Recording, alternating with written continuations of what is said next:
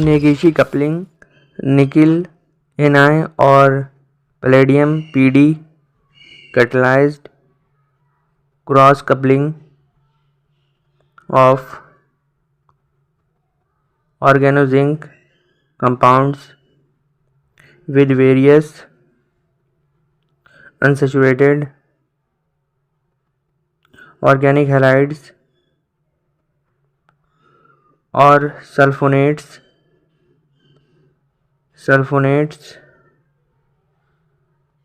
फिर ब्रैकेट में लिख देंगे एरिल, विनिल, बेंजिल और allyl etcetera is known as the Negishi cross coupling,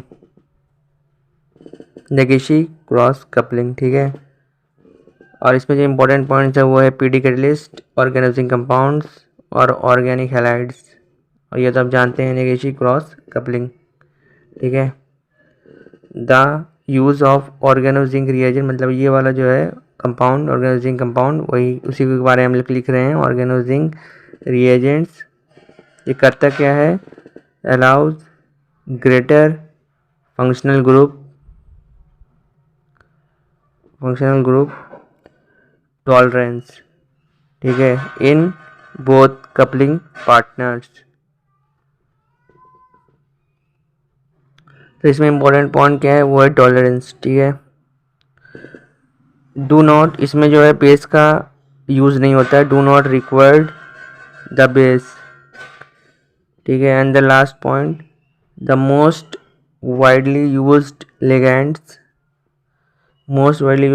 is PPS3।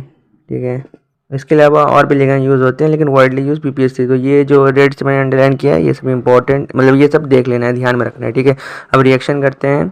तो RX यही है ऑर्गेनिक हैलाइड और इसी का रिएक्शन होगा RZNX, तो यही ऑर्गेनोजिंक। ठीक है, and in the presence of PD catalyst, निकल भी होता है समटाइम्स, मतलब जनरली हम लोग PD कैटलिस्ट ही यूज़ करते हैं, मतलब PD in the presence of heat, तो ये हम लोग को प्रोडक्ट क्या मिलता है, R डैश। ठीक है, उसके साथ एक साइड प्रोडक्ट ZnX2। ठीक है, तो अब हम लोग वेर R क्या है उसका लिखेंगे। R हो सकता है एल्किल हो सकता है, विनाइल हो सकता है, एरिल हो सकता है, R2 एल्किल हो सकता है, विनाइल और एरिल हो सकता है। ठीक है, और X क्या हो सकता है iodine, bromine, chlorine, TFO etcetera. ठीक है, Y क्या हो सकता है आयोडीन, ब्रोमीन, TFO, O के स्मॉल से लिखना है। ठीक है, O के स्मॉल से। ठीक है, TFO, TS एक्सेट्रा। ठीक है, अब हम लोग आगे बढ़ते हैं। कम सब्सक्राइबर देख के अगर चैनल सब्सक्राइब नहीं करेंगे तो फिर सब्सक्राइबर कैसे बढ़ेंगे, इसलिए बिना शर्माए चैनल को सब्सक्राइब हम लोग करें। इसमें मैग्नीशियम करते हैं।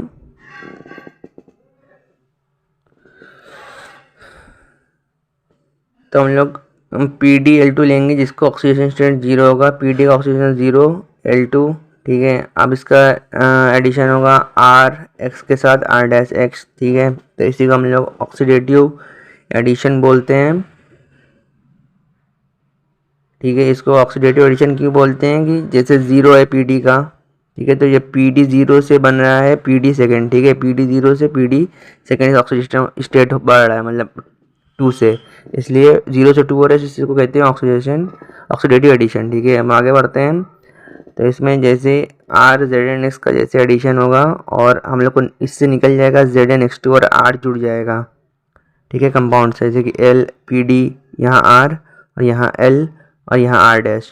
ठीक है, अब इस स्टेप को हम लोग बोलते हैं ट्रांस मेटलेशन। ठीक है, इसको हम लोग ट्रांस मेटलेशन कहते हैं। अब मैं गोला इसलिए कर रहा हूँ कि ये सब इंपॉर्टेंट चीज़ है जो कि आपको लिखना ही है उसमें मैकेनिज्म में। अब आगे बढ़ेंगे तो अब आगे आता है सिस और ट्रांस आइसोमेरिज्म।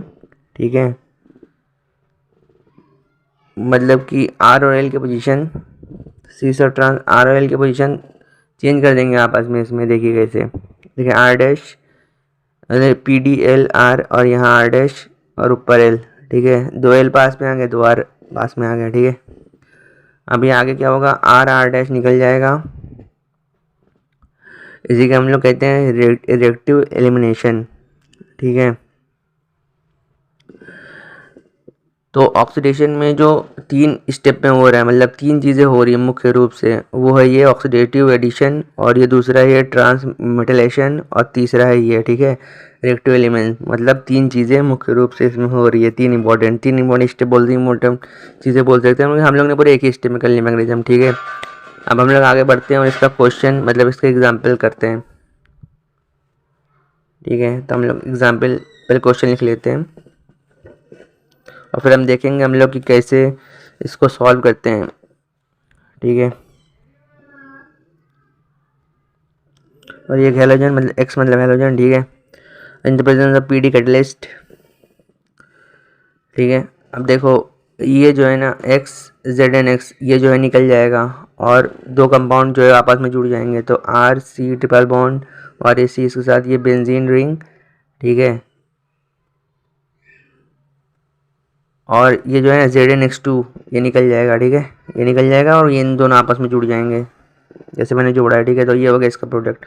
अब फिर से सेकंड वाला जो एग्जांपल है वो भी इसी तरीके से होगा, ठीक है। ZnX2 निकल जाएगा, ZnX के साथ और एक जो एक्स रहता है ना, ये रिएजेंट या फिर आप बोलो रिएक्टेंट के साथ जुड़ जाएंगे 2 रिएक्टेंट, और उसके बाद ये देखो ये चीज़ें निकल जाएगा और फिर हमको जोड़ देना है, ठीक है। सी ट्रिपल बॉन्ड सी, उसके बाद फिर एक कार्बन, फिर ट्रिपल बॉन्ड सी, फिर ये R2। तो बस इतना ही, ये वीडियो यहीं ख़त्म होता है।